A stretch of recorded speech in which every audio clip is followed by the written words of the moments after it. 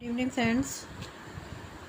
Now आज हम BEd first year के third paper growing as a learner ये साइकोलॉजी जिसे चाइल्ड डेवलपमेंट के नाम से भी जानते हैं, इस पेपर के इंडिविजुअल डिफरेंस के टॉपिक की बात करेंगे। व्यक्तिगत विभिन्नताएं। क्या होता है इंडिविजुअल डिफरेंस? व्यक्ति में पाई जाने वाली उन सभी भिन्नताओं या भेदों को जो उन्हें एक दूसरे से अलग करते हुए अपने आप में एक अलग अनुपम व्यक्ति बनाती है, उसे व्यक्तिगत विभिन्नता कहते हैं। सभी व्यक्तियों में भिन्नताएं पाई जाती हैं। कोई भी दो व्यक्ति किसी भी तरीके से एक समान नहीं होते, सभी में कुछ ना कुछ भिन्नताएं देखने को मिलती है। व्यक्तियों में आकृति, रंग, रूप, काम तथा व्यवहार करने के ढंग को लेकर बहुत अधिक भिन्नताएं देखने को मिल सकती है। ये सभी एग्ज़ाम के लिए बेनिफिशियल है, बीएड, सीटेट वगैरह। जैसे दो व्यक्ति कभी भी एक समान नहीं होते, दो व्यक्तियों में एक साथ सिमिलरिटी ज़रूर होती है, दो व्यक्तियों में सिमिलरिटी ज़रूर होती है। कद काठी, व्यवहार, हैबिट, चलने में अलग होते हैं, खाने पीने सब, उन पहनावा अलग होता है। तो दो व्यक्ति कभी भी एक समान नहीं होते, शक्ल से एक समान नहीं होते। जुड़वा भी सिमिलर नहीं हो सकते। जुड़वा देखने में तो एक जैसे लग सकते हैं, लेकिन सिमिलरिटी नहीं हो सकती। खाने पीने का ढंग, बोलने चालने का, पहनने उठने का। अब जैसे कहते हैं पेड़ का फल भी एक समान का नहीं होता, उनका टेस्ट अलग होता है, साइज अलग होता है, भिन्नताएं देखने को मिलती हैं। ये सब आगे हम डिटेल में और पढ़ेंगे। इंसान ही नहीं, जानवरों के बच्चों में भी भिन्नताएं पाई जाती हैं। और जैसे इसकी डेफिनेशन है डिक्शनरी ऑफ एजुकेशन के अनुसार, अपने संपूर्ण रूप में सारे भेद और अंतर जो एक व्यक्ति को दूसरे से अलग करते हैं। बोलने चालने में, खाने में, हैबिट जो दूसरे लोगों को अलग करती है एक दूसरे से। नेचुरल चीज़ें भी कभी भी एक समान नहीं होती, नेचुरल चीज़ें भी अलग अलग की होती हैं।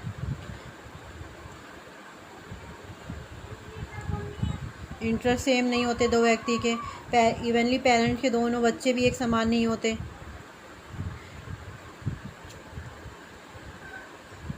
में व्यक्तिगत भिन्नताएं देखने में मिलती है। दो व्यक्ति कभी भी एक समान नहीं होते, उनमें कद काठी, बोलने चालने, उठने बैठने में, कपड़े पहनने के ढंग में, बात करने के तरीके में डिफरेंस पाए जाते हैं। हेडलर के अनुसार रूप, रंग, गति, कार्य, ज्ञान, बुद्धि, अभिरुचि आदि लक्षणों में पाई जाने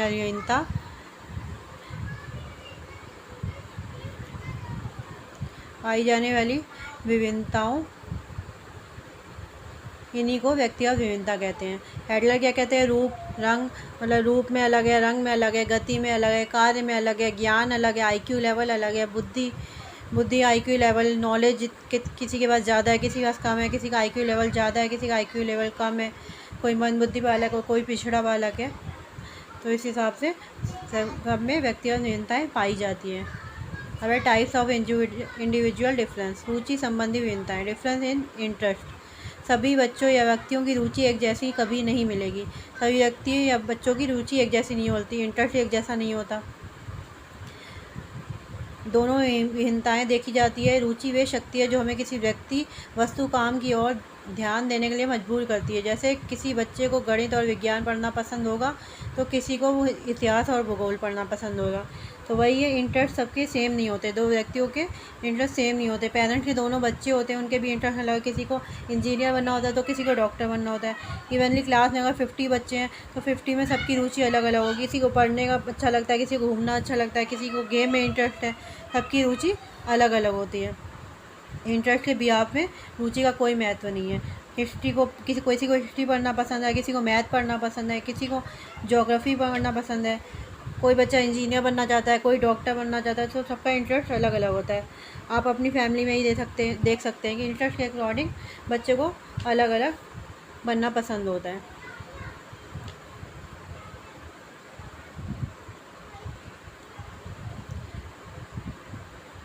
नेक्स्ट है अभिव्यक्ति संबंधी विभिन्नताएँ। Difference in attitude. एटीट्यूड का मतलब वो वाला एटीट्यूड नहीं है कि एटीट्यूड दिखाना। यहाँ पे एटीट्यूड का मतलब है किसी व्यक्ति, वस्तु या विचार के प्रति जो विशेष भावनाएं किसी व्यक्ति में पाई जाती है, उसका स्वरूप और उसको लेकर एक निश्चित प्रकार से व्यवहार करने की प्रवृत्ति अभिवृद्धि। मतलब एटीट्यूड का मतलब है घमंड से नहीं है। यहाँ पे चीज़ या वस्तु को लेकर, इंसान को लेकर अभिधारणा बना लेना, अलग धारणा विकसित कर लेना। जब कोई वो इंसान सामने आएगा तो आपने जब वो सामने आएगा तो उसके हिसाब से उसे उसके व्यवहार का पसंद करेंगे। यदि आपने वो किसी के लिए अवधारणा बनाई कि मुझे अच्छा नहीं लगता, वो पसंद नहीं है आपको, जब वो आएगा तो आप चिड़चिड़े से हो जाओगे, फील करोगे, अच्छे से बात नहीं करोगे। तो व्यक्ति या विचार के प्रति जो सोच, रवैया या फिर व्यवहार करते हैं, या हम उसके अपने माइंड में इसकी इमेज बना लेते हैं कि वो व्यक्ति ऐसा है, तो उसी को एटीट्यूड बोलते हैं।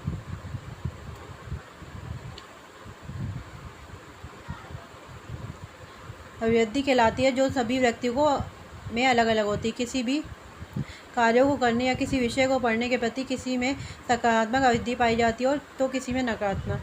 कोई अच्छा लगता है इंसान, कोई अच्छा नहीं लगता। तो अभिरुचि संबंधी विभिन्नताएं। नेक्स्ट, अभिरुचि डिफरेंस इन एप्टीट्यूड। अभिरुचि को लेकर भी व्यक्तियों में अनेक प्रकार की समानता या समानता भेद देखने को मिलते हैं। अभिरुचि कुछ विशेषताओं का संग्रह है जो किसी व्यक्ति की उस क्षमता की जानकारी देती है जिसके द्वारा एक विशेष ज्ञान कौशल, जैसे बोलने की योग्यता, संगीत की योग्यता, मशीनी कार्य की योग्यता का अर्जन कर सकता है। मतलब अभिरुचि क्या योग्यता। कई मैकेनिक होते हैं तो वो इंजीनियर बनते हैं। योग्यता के हिसाब से कैसे काम करता है कोई गाता अच्छा है तो किसी को किसी की नॉलेज है। कोई पढ़ने में ज़्यादा रुचि लेता है। इंटरेस्ट से बात नहीं बनेगी, बल्कि मेहनत भी इंसान को करनी पड़ेगी। अभिरुचि वे योग्यता है जो किसी इंसान को काबिल बनाती है। किसी को गाना गाने की योग्यता है, लेकिन अगर प्रयास नहीं करेगा तो उसकी अभिरुचि जागृत नहीं होगी। योग्यता के हिसाब से विशेष क्षेत्र को सेलेक्ट करता है वे। नेक्स्ट है मूल्य संबंधी विभिन्नताएं। मूल्यों को लेकर भी व्यक्तियों में बहुत अधिक व्यक्तिगत विभिन्नताएं देखने को मिलती है। सभी व्यक्ति अपने जीवन में मूल्यों का चुनाव अपनी शारीरिक, मनोवैज्ञानिक, भौतिक, सामाजिक, सांस्कृतिक और आध्यात्मिक जरूरतों को ध्यान में रखकर ही करते हैं।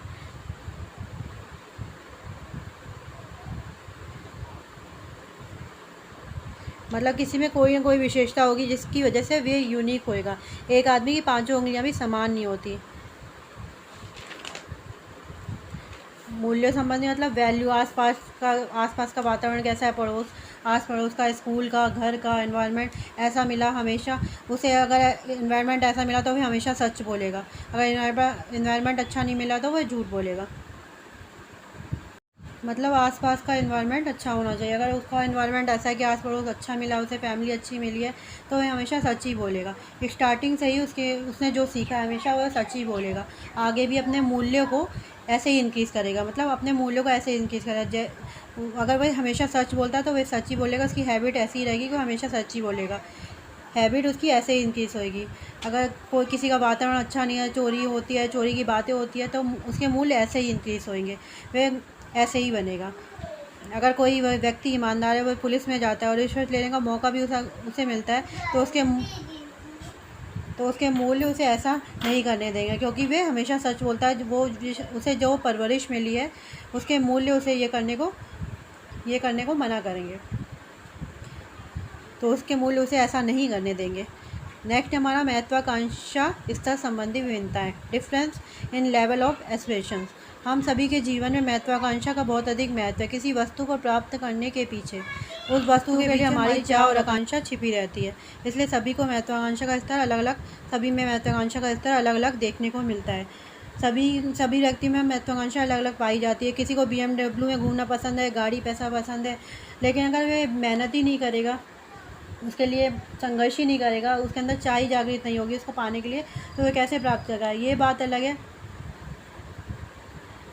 बात अलग है कि अगर उसकी फैमिली रिच है तो उसे लग्जरी लाइफ दे सकती, तो बात बन सकती। नहीं तो उसे स्ट्रगल करना पड़ेगा। कोई 20,000 की नौकरी करके खुश है, गुजारा करके उसी में खुश है, तो किसी को 1 लाख मिल रहे तो उसमें भी कुछ नहीं है। तो इसलिए किसी भी चीज़ को पाने के लिए महत्वाकांक्षा का स्तर बहुत मायने रखता है। अगर हमें कोई भी चीज़ प्राप्त करनी है तो हमें अंदर से महत्वाकांक्षा और चाह को जागृत करना पड़ेगा। और महत्वाकांक्षा सभी में अलग अलग पाई जाती है। सब व्यक्तियों में डिफरेंसेस होते हैं, तो महत्वाकांक्षा भी अलग होती है। सभी व्यक्तियों की महत्वाकांक्षाएँ अलग अलग होती है। ये नहीं कि सबकी एक जैसी होती है। सब व्यक्ति अलग अलग अपने अपने हिसाब से, अपनी अपनी बुद्धि IQ लेवल के हिसाब से अलग अलग होते हैं, इसलिए महत्वाकांक्षाएँ भी अलग अलग होती है। किसी को कुछ पसंद है, किसी को कुछ पसंद है, इसलिए महत्वाकांक्षाएँ सबकी अलग अलग होती हैं। और महत्वाकांक्षा को प्राप्त कर किसी भी वस्तु को प्राप्त करने के लिए महत्वाकांक्षा बहुत मायने रखती है। हमारे अंदर से चाह जागृत होनी चाहिए, तभी हम उस लक्ष्य को, उस गोल को प्राप्त कर सकेंगे। नेक्स्ट हमारा आत्म अवधारणा संबंधी विभिन्नताएँ। Difference in self concept. व्यक्ति के अपने व्यवहार, योग्यता तथा अच्छाइयों के बारे में जो भी निर्णय, मूल्य तथा अभिव्यक्तियाँ होती हैं, उसी के समग्र रूप को व्यक्ति के आत्म संप्रत्यय कहा जाता है। इसमें व्यक्ति स्वयं अपने बारे में अवधारणा का निर्माण करता है। मतलब दूसरे के बारे में, एक तो होता है दूसरे के बारे में सोचना, एक होता है अपने बारे में सोचना, दो तरह के। तो ये होता है अपने बारे में सोचना, खुद के बारे में, सेल्फ कॉन्सेप्ट कहलाता है। व्यक्ति है जो दूसरे से सुनता है, तुम ऐसे हो, तुम ऐसे हो, तो सभी से ये बात सुनकर एक धारणा बनाती है, खुद की एक इमेज बना लेता है, मैं ऐसा हूँ। कोई की हाइट में अच्छा इंटेलिजेंट है, तो उसे बोलते हैं तुम्हें ऐसा करना चाहिए, तुम्हें ऐसी नौकरी करनी चाहिए। तो खुद के प्रति जो अवधारणा कि तुम्हें सिर्फ इस फील्ड में जाना चाहिए, जो इंक्रीज़ होती है, हम खुद के बारे में जो सोचते हैं, सब में ये अलग अलग पाया जाता है। अपने बारे में एक जो अवधारणा बना लेते हैं, इसी को कहते हैं आत्म अवधारणा, सेल्फ कॉन्सेप्ट।